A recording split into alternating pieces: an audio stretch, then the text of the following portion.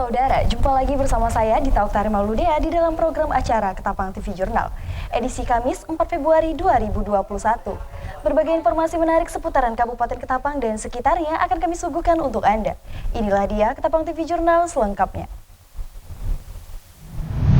Sebagai upaya pencegahan virus COVID-19 Kabupaten Ketapang, Dinas Kesehatan dan Dinas Pendidikan Kabupaten Ketapang bekerja sama dalam vaksinasi COVID-19 bagi para guru dan tenaga kependidikan sekecamatan Delta Pawan pada Kamis 4 Maret 2021. Pelaksanaan vaksinasi bagi petugas pelayanan publik di Kabupaten Ketapang tahap pertama, Kamis siang 4 Maret 2021 di Pendopo Bupati Ketapang berjalan dengan lancar. Vaksinasi para guru dan tenaga kependidikan ini diikuti oleh 30 sekolah dasar dan 13 sekolah menengah pertama sekecamatan Delta Pawan dengan jumlah 957 orang yang akan dibagi per sesi siang dan sore, kemudian dilaksanakan selama 3 hari.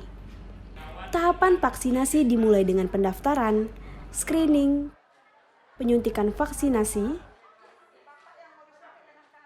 observasi 30 menit, dan kemudian penerima vaksin akan diberikan kartu vaksinasi COVID-19. Selanjutnya, untuk vaksinasi tahap kedua, dilakukan 2 minggu setelah penerimaan vaksin tahap pertama. Vaksinasi COVID-19 yang terus dilaksanakan pemerintah ini sebagai upaya pencegahan penularan virus COVID-19. Dalam hal ini para guru dan tenaga kependidikan yang berurusan dengan pelayanan publik. Ibu Ihlia dari SDN 01 Delta Pawan.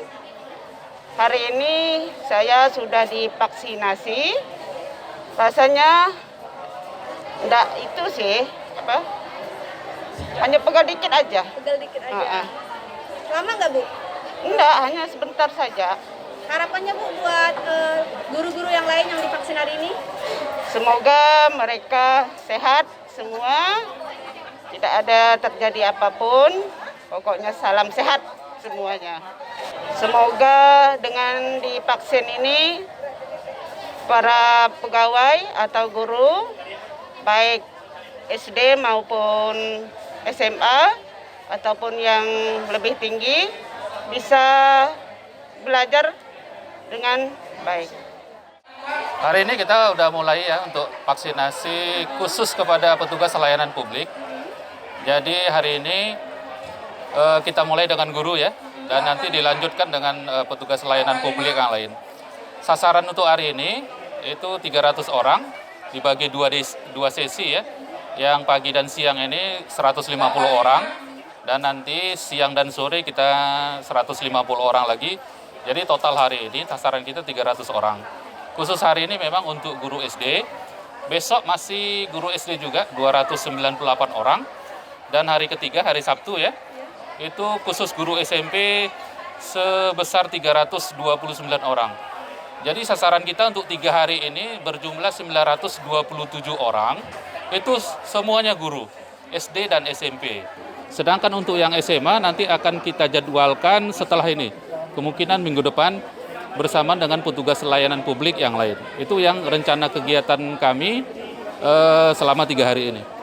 Ya, kami mengharapkan agar tidak ada lagi ya keraguan dari petugas masyarakat maupun petugas layanan publik.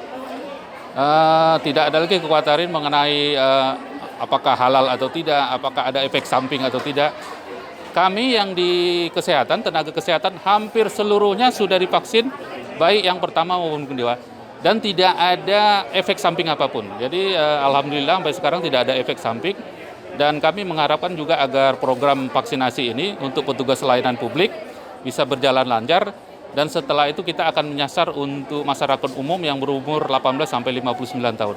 Dan kami mengharapkan agar untuk persiapan vaksinasi ini yang kita jadwalkan mungkin paling cepat mungkin pertengahan April ya, bersamaan dengan bulan puasa. Untuk yang muslim atau yang berpuasa itu diperkirakan kami mengharapkan bisa divaksin malam hari. Untuk yang tidak berpuasa atau yang non-muslim itu pagi, siang, atau sore hari. Dan kami mengharapkan agar tetap menjaga protokol kesehatan, sehingga dalam masa persiapan nanti untuk pelaksanaannya, screeningnya semuanya bisa berjalan lancar dan semuanya bisa divaksin. kami mengharapkan 75% dari total populasi, ya. Kalau hitungan kami sekitar 412.000 penduduk Ketapang itu bisa divaksin dalam jangka waktu sampai Desember 2021. Itu harapan kami. Pertama kita untuk Kecamatan Delta Pawan, Kabupaten Ketapang. Semua guru baik kontrak, honor, dan pegawai negeri sipil itu ada 957 orang guru. Mengapa Delta Pawan prioritas pertama? Karena angka terinfeksi COVID-19 Kecamatan Delta Pawan yang paling tinggi di antara 20 kecamatan yang lain. Karena kita juga sudah melaksanakan PTM, pembelajaran tatap muka mulai tanggal 22 Februari kemarin, maka untuk amannya guru melaksanakan tugas belajar tatap muka kepada siswa, maka pertama dan utama guru itu harus divaksin lebih dahulu. Biar mereka lebih aman, biar mereka tidak mudah tertular dan menularkan penyakit COVID-19 ini. Maka kita berterima kasih kepada Bupati Ketapang, kepada Kepala Dinas Pendidikan Kabupaten Ketapang, dan semua tenaga perawat, Dinas Kesehatan, dan Rumah Sakit Agus Jam yang telah berinisiasi, yang telah mengutamakan terutama untuk tenaga pendidik, terutama di Kecamatan Delta Pawan, yang harus divaksin lebih dahulu. Sehari mereka ini dibagi 2 tahap seperti penjelasan dari Kepala Bidang tentang penyakit pandemi di Dinas Kesehatan, Ibu Dr. Basariah, bahwa pertama adalah untuk gelombang pertama pagi dari jam 9 sampai jam 12 itu 150 orang. Nanti jam setengah 2 sampai sore itu sampai jam 5 itu nanti 150 orang. Jadi satu hari 300 orang. Sehingga nanti pelaksanaannya dari hari Kamis, Jumat, dan Sabtu. Nah, hari Sabtu nanti semua guru SMP di Delta Pawan semua harus divaksin. Sehingga kita mengadakan PTM itu guru boleh bangga merasa aman. Dan mereka aman karena mereka sudah mendapat vaksin COVID-19. Kalau sekarang kita baru melaksanakan prokes kesehatan, tapi belum aman. Belum aman terhadap apa? Belum aman terhadap penyakit COVID-19 yang menakutkan itu dan membahayakan itu. Demikian. Pemerintah akan terus melakukan upaya yang terbaik untuk bangkitnya Kabupaten Ketapang dari COVID-19. Paulina Piling, M. Naufal melaporkan untuk Ketapang TV Jurnal.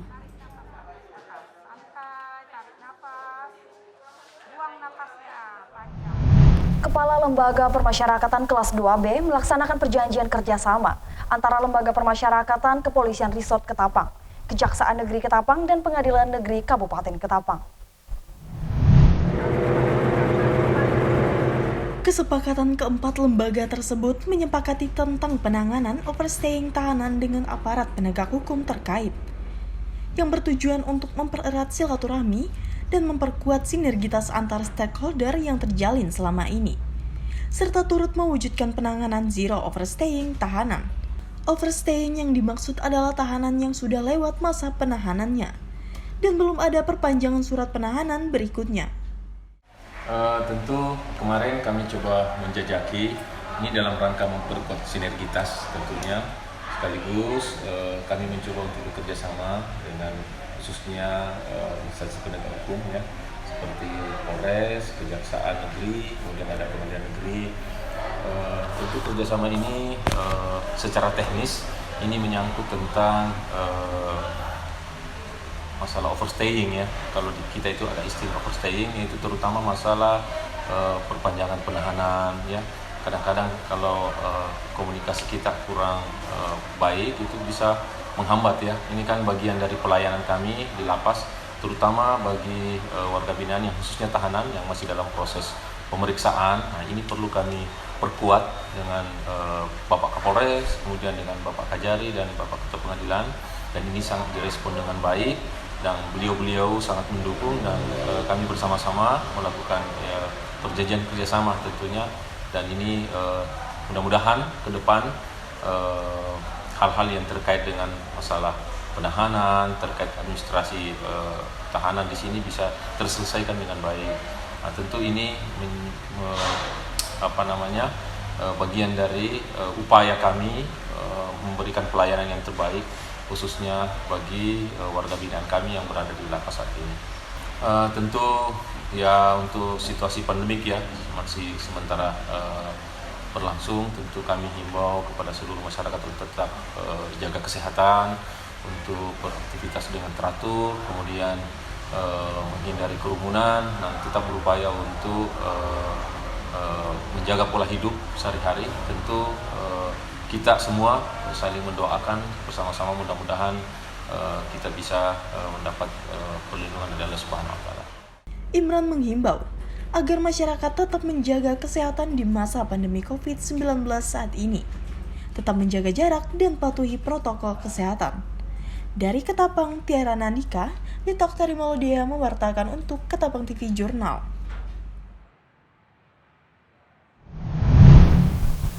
Setelah dilantiknya Bupati dan Wakil Bupati Kabupaten Ketapang beberapa pekan lalu, tugas Komisi Pemilihan Umum Kabupaten Ketapang dalam pemilihan kepala daerah telah selesai.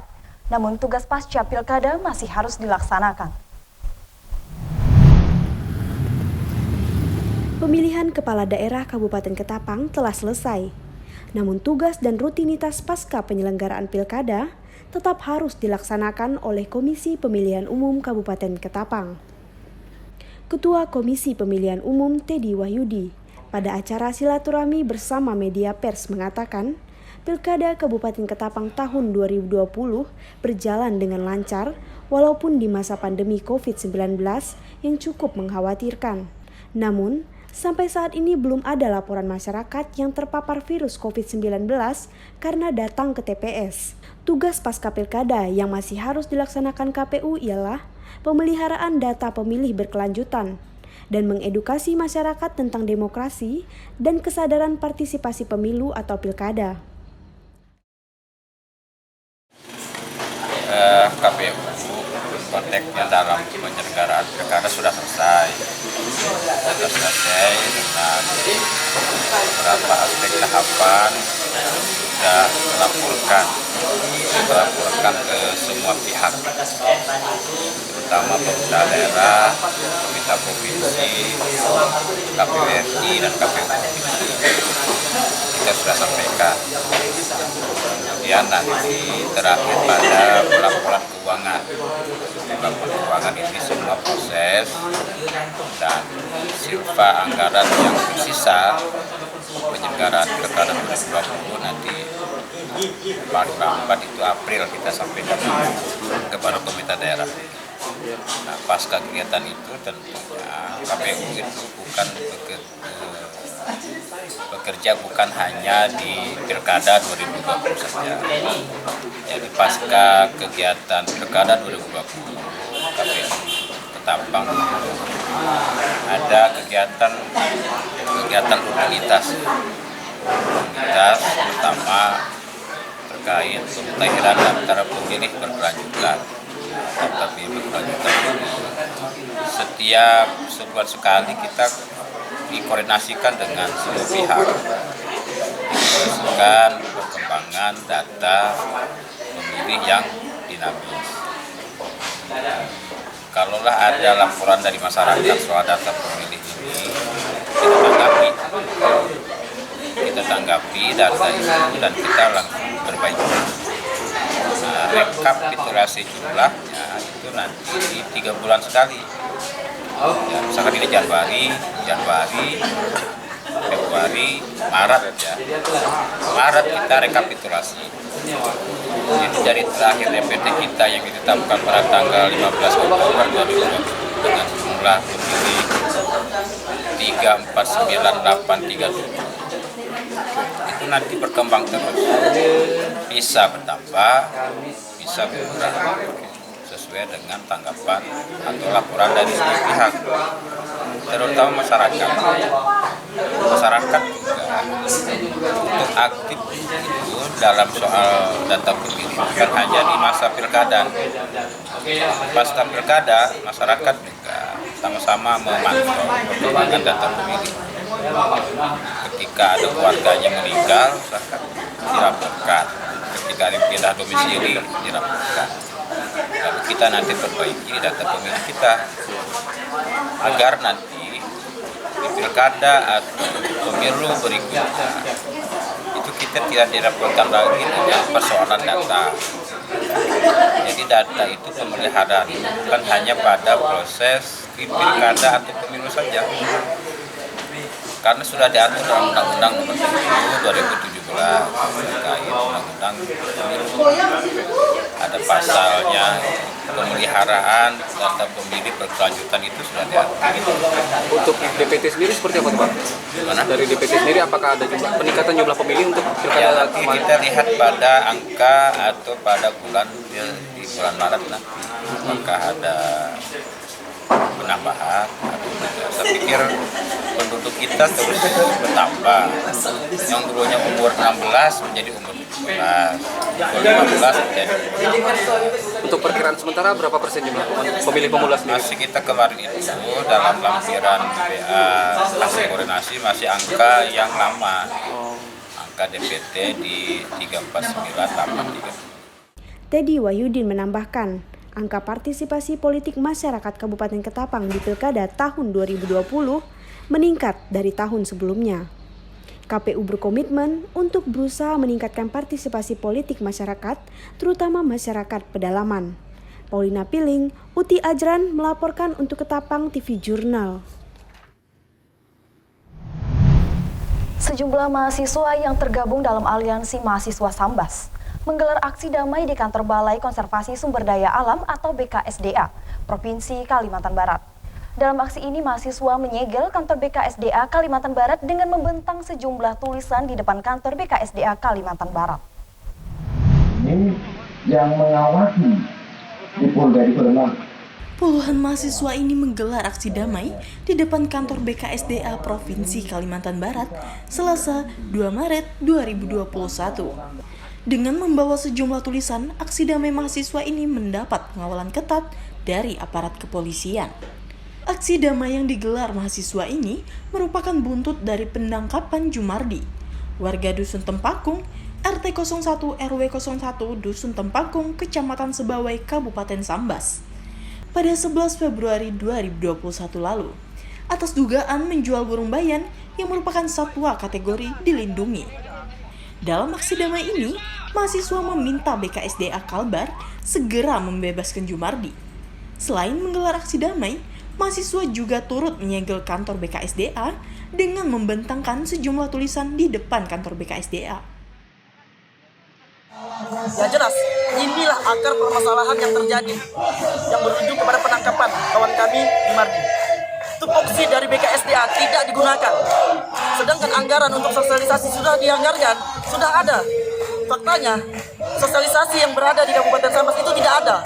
Ada hanya di toko-toko burung, bukan ke masyarakat. Sedangkan sudah ada perubahan peraturan dari Peraturan Menteri LH Nomor 20 tahun 2018 terkait jenis-jenis hewan apa saja yang memang termasuk kategori dilindungi. Nah, hari ini kawan kami Jumardi tidak mengetahui akan jenis-jenis hewan tersebut, jenis burung tersebut. Dan kenapa? Asas kemanusiaannya kemana?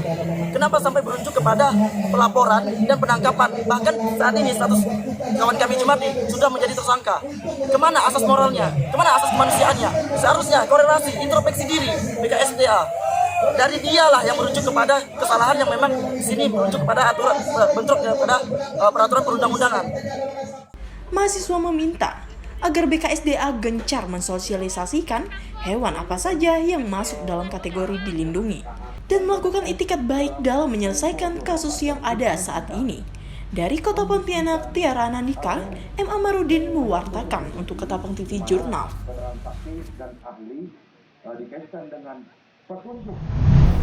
Demikianlah berita Ketapang TV Jurnal edisi hari ini.